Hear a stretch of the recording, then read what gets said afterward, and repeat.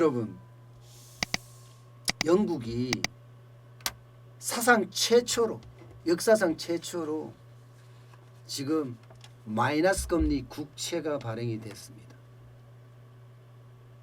아무도 상상하지 못했어요. 영국 가면 금융 선진국이라고 이야기할 수 있고, 그만큼 영국은 금융에 대해서는 넘버원, 전 세계에서 넘버원이라고 이야기를 했는데, 야, 세상에나 이런 일이 일어났다는 거예요. 2023년 만기 3년물 국채 31억 파운드, 이게 약 우리 돈으로 하면 5조 7,109억 원입니다. 이걸 입찰에 붙였습니다.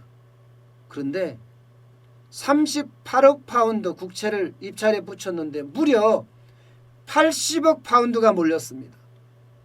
80억 파운드가. 많이 몰렸다 이 말은 이게 이자율이 떨어진다는 이야기예요. 예. 수요가 많으면 당연히 국채 이자율은 떨어집니다. 수요가 적으면 국채 이자율은 올라가고요. 그래서 입찰에 붙였는데 수익률이 연 0.003% 마이너스입니다. 마이너스 0.003% 마이너스에 매각이 됐다는 거예요. 2016년에 1월물이 단기 채권이 마이너스 수익률이 일시적으로 된 적은 있습니다. 그런데 3년물 중단기 채권이 이렇게 수익률이 마이너스로 된 거는 처음이라고 이야기합니다. 여러분, 마이너스가 된다는 이야기는요, 돈을 맡겨 놓으면 오히려 수수료를 줘야 된다는 거예요. 이자를 받는 것이 아니라 돈을 맡기는 수수료를 줘야 된다는 거 아니에요. 0.003%라는 수수료를 말입니다. 그도 그럴 것이 많은 사람들이 입찰에 참여했기 때문이에요. 38억 파운드인데 80억 파운드가 들어왔으니까 2.15배잖아요. 자, 이렇게 되면 왜 이렇게 마이너스 채권을 살까? 이제 금리가 더 마이너스로 떨어질 가능성이 있다는 거죠. 금리가 더 마이너스로 떨어질 가능성이 있다는 거죠. 지금 영국은 마이너스로 생각하고 있으니까 말입니다. 0.003%보다 더 떨어지면 금리가, 이거는 오히려 이익이 될 수가 있죠. 덜 떨어진 금리니까 말입니다. 그렇게 파는 거죠. 그렇게 시세 차익을 노리겠다는 게 일반적인데, 이게 많은 사람들이 영국이 마이너스 금리가 된다고 하니까 놀랐습니다. 사실 그동안 마이너스 금리 된 데가 많아요. 그동안은요. 유로존의 많은 기업 국가들도 그렇고, 일본도 그렇고, 스위스도 그렇고, 덴마크도 그렇고, 어떻게 하든 살아나려고 지금 다 마이너스로 가는 분위기인데, 그래서 마이너스 금리가 뉴노멀, 새로운 어떤 평균이 되는 것 아니냐, 그렇게까지 이야기를 할 정도거든요. 자, 이렇게 됐을 때 영국이 마이너스로 가는 그 이유는 여러 가지가 있습니다. 코로나19 때문에 당장 올해 경제가 마이너스 14% 갈 수도 있다는 그런 이야기까지 나와요. 마이너스 14%면요 2차 대전보다 더 어렵다는, 2차 대전 1차 대전보다도 어렵고, 1709년에 대혹한이라고 있었습니다. 그때만큼 지금 어렵다, 이렇게 지금 사람들은 평가를 하고 있거든요. 1차 대전 때도 마이너스 8%였고 2차 대전 때도 마이너스 4%였는데 지금 이 코로나 위기에는 마이너스 14%까지 간다고 하니까 이게 금리가 마이너스로 내려서 어떻게든 받쳐줘야 된다, 이런 생각이 강할 거 아니에요. 여기에다 실업률은 지금 현재 4%인데 9%까지 계속 치솟을 거다, 이렇게까지 지금 이야기를 하고 있는 상태입니다. 결국은 미국도 지금 마이너스 금리로 갈 가능성이 굉장히 커졌거든요. 미국도. 제롬 파월 연방준비제도 의장이 본인이 그렇게 이야기했습니다. 총재가. 이게 경제 위기를 벗어나는데 훨씬 효과적일 거다, 이런 이야기도 했단 말입니다. 지금 뉴질랜드 중앙은행도 내려가죠. 이 상태에서 대한민국은 어떻게 할까요?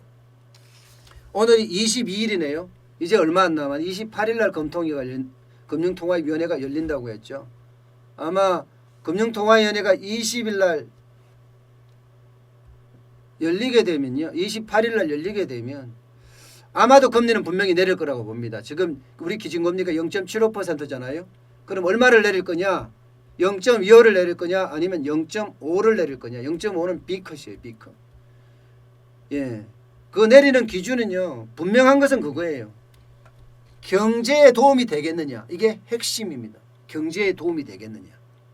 우리 경제 특히 내수를 살리는 데 도움이 되겠느냐? 이게 중심인데 금리를 내렸을 때 그 효과가 있어야 되거든요.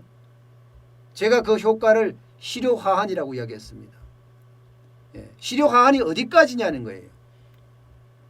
지금까지 실효화한은 뭐 1% 정도가 아닐까 뭐 그렇게 이야기를 했던 적이 굉장히 많습니다. 그러나 다른 나라들도 금리를 다 지금 마이너스로 내리고 있으니까 실효화한도 내려가는 거거든요.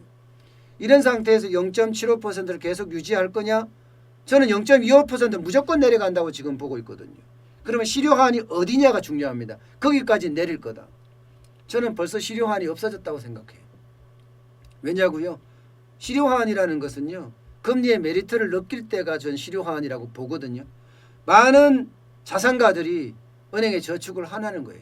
저는 이미 많은 자산가들이 은행에 저축을 안 한다. 어딘가 투자처를 찾고 있다. 저는 이렇게 생각하거든요. 0.75%의 금리를 못 먹고 산다고 생각을 하기 때문에요. 당장 뭐 고액 자산가는 아니겠지만 은퇴한 고령자들 임대로 먹고 산단 말입니다. 임대가 더 나으니까 말입니다. 옛날에는 은행에 넣어놓고 이자 따먹고 살았는데 지금은 이자 따먹기가 쉽지 않다는 거예요. 불가능하다는 겁니다. 그러면 0.75 자체가 이미 실효화한에서 떨어졌다는 거예요. 그렇다면 차라리 금리를 내려서 심리라도 개선해 주자. 저는 심리라도 개선해 주자 이런 생각이에요. 예.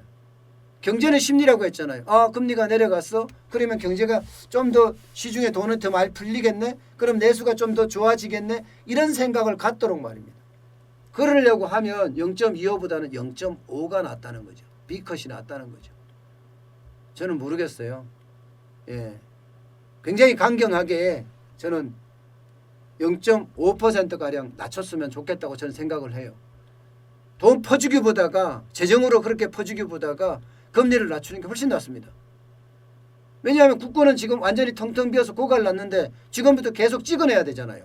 찍어내는 자체가 재정에 부담이 엄청 되는 데다가 국가 부채는 계속해서 늘어날 수밖에 없습니다. 차라리 금리로 방법을 쓰는 게 더 낫지 않을까 저는 그렇게 생각한다니까요. 금리가 오히려 우리에게 기회일 수도 있다는 겁니다. 예. 저는 그렇게 생각을 해요. 그래서 금리 자체를 더 많이 내리는 것도 하나의 방법이 아닐까 저는 그렇게 보고 있습니다.